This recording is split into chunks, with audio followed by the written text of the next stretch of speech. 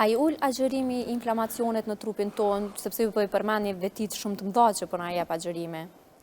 Inflamacioni është çështje tjetër. Inflamacioni është përgjigje e organizmit ndaj reagensave të huaj.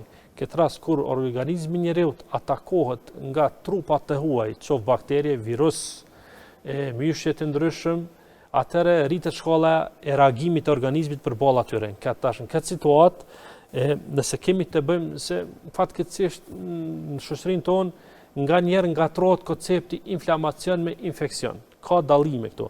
Këtë rast kur organizmi është i atakuar nga një infekcion, atëherë pacienti që është në agjerim duhet i rekomandohet, duhet i përmbahet rekomandimeve mjekësore në terapinë adekuate.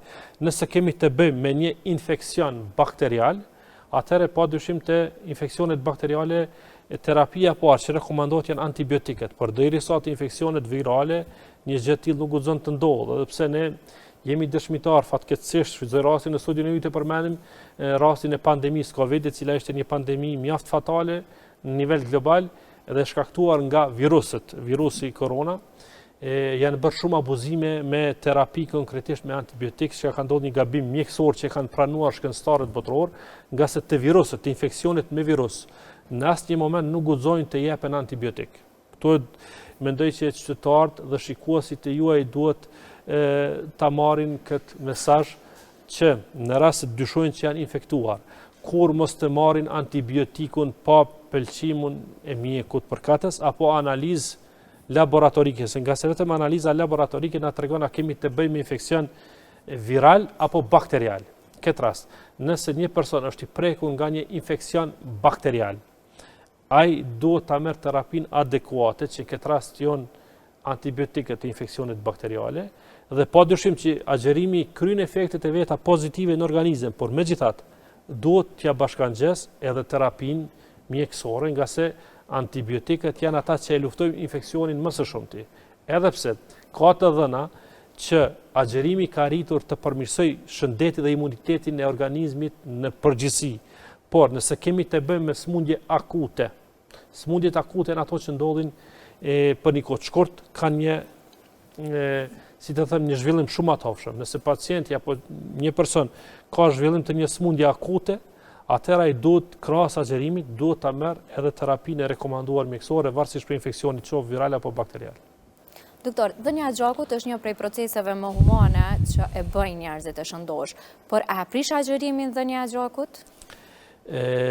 Tash kjo është pyetje në aspektin fetar. Unë nuk guxoj pavarësisht njohurive të mia, por për hir të korrekcisë dhe profesionalizmit tuaj si gazetare dhe studio, nuk isha dashur që të jel një përgjigje nga ana ime, a e prish apo nuk e prish agjerimin.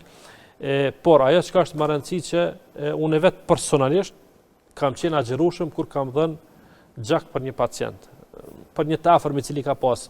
Dhe mësimet e mia të tilla kanë qenë që nuk e prish. Domethënë dhënia e gjakut nuk e prish agjerimin, por mos jetë kjo si një përgjigje imja profesionale, se sot fal Zotit në Kosovë dhe në trevat shqiptare, kur më shumë se sot nuk kemi pasur njerëz të shkollës hoxhallar të shkolluar, të cilët nuk ngurojnë dhe nuk hezitojnë të japin përgjigje të tilla për problematika të ndryshme të agjerimit, por që në bazë të mësimeve të cilat i kam mësuar të thorazi, jo drejt për drejt nga studimet e mia, por nga hoxhallar të shkolluar në vendin tonë, sa kam dëgjuar prej tyre, dhe sa kam lexuar në libra fetar, domethënë kam dëgjuar që agjerimi nuk e prish, dhënia e gjakut nuk e prish agjerimin.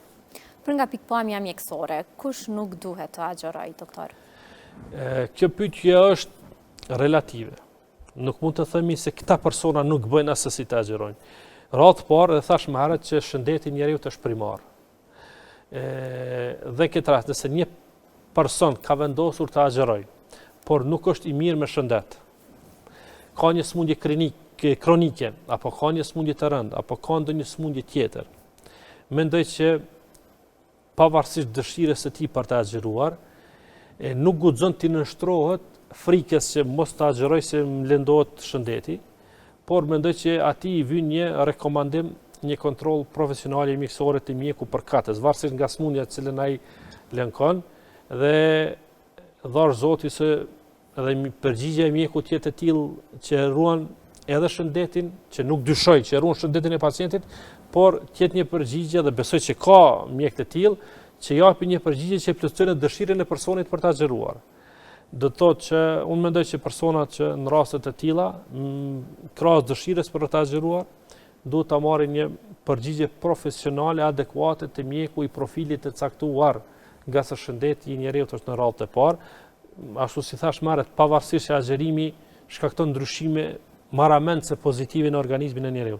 Por kur kemi të bëjmë me sëmundje të rënda, shëndeti është në radhë të parë dhe vijnë përgjigje konkrete nga profesionisti shëndetësor, i cili duhet t'i bashkoj dy gjëra, shëndetin e pacientit dhe dëshirën e tij për ta xhiruar. Fatkeqësisht në të kaluarën në vendin tonë Kosova ka pasur situata të tilla, nga si kemi jetuar në kohën e Jugosllavisë dhe mjekët, një pjesë e madhe mjekëve nuk kanë qenë ndoshta edhe shqiptar, kanë qenë të tjerë, kur pacientëve ju kanë ndaluar rreptësisht agjërimin. Atëherë mendësia e tillë ka qenë komuniste, që qytetarëve ju kanë për një sëmundje të vogël ju kanë ndaluar agjërimin. Në këtë rast nuk e kemi sot atë situatë të tillë, sot fal Zotit shumë mjek janë vetë agjërues dhe e vlerësojnë agjërimin dhe mendoj që ata me diturinë e tyre, por dhe me vlerësimin që kanë pozitiv për agjërimin, do të arrijnë të japin pacientit një përgjigje adekuate. Doktor, po ndalemi pra tek gratë shtatzana dhe nënat gjithënse. Po flasim gjithmonë në rastet kur ato kanë dëshirën për ta agjëruar, por a paraqet rrezik agjërimit në këto raste? Edhe këtu kjo çështje mendoj që është një pyetje relative. Nuk mund të prezumojmë që të them që gjithë mund të ta agjërojnë apo të gjithë mos ta agjërojnë. Kjo varet në radhë të parë nga shëndeti i nënës qoftë gjithënse qoftë shtatzane, e cila në radhë të parë thashë shëndeti i saj, më rëndësi, pastaj shëndeti i fëmijët, pastaj vjen çështja e agjërimit. Nëse shëndeti i saj, për të cilën vendos mjeku profesionist, këtë rast, nëse është në periudhën e shtatzanisë vendos ginekologu i saj apo ginekologja, por nëse është periudhën e gjithëdanisë vendos neonatologja e saj, ajo është e cila e merr vendimin adekuat konform gjendjes së saj. Nëse gjendja e saj është e mirë që e përballon agjërimin, mendoj që nuk ka problem, por nëse gjendja e saj nuk është e mirë, ne i kemi njohur disa gjëra si rasti gjashtë shtatzanisë kur janë periudhat e preeklampsisë apo eklampsisë janë gjendje jo të lehta për shtatzanat, ata kanë vështirë ta agjërojnë. Përndryshe, nëse ka një shtatzani stabile, ajo mund të hyjë procesi të agjërimit, por megjithatë fjalën përfundimtare e jap mjeku apo mjekja e saj e cila e din gjendjen e saj, a mund ta përballojë agjërimin. Po adoleshentët, doktora, duhet të agjërojnë? Adoleshentët tash ne sot jemi dëshmitar që një pjesë e madhe e adoleshentëve po agjërojnë.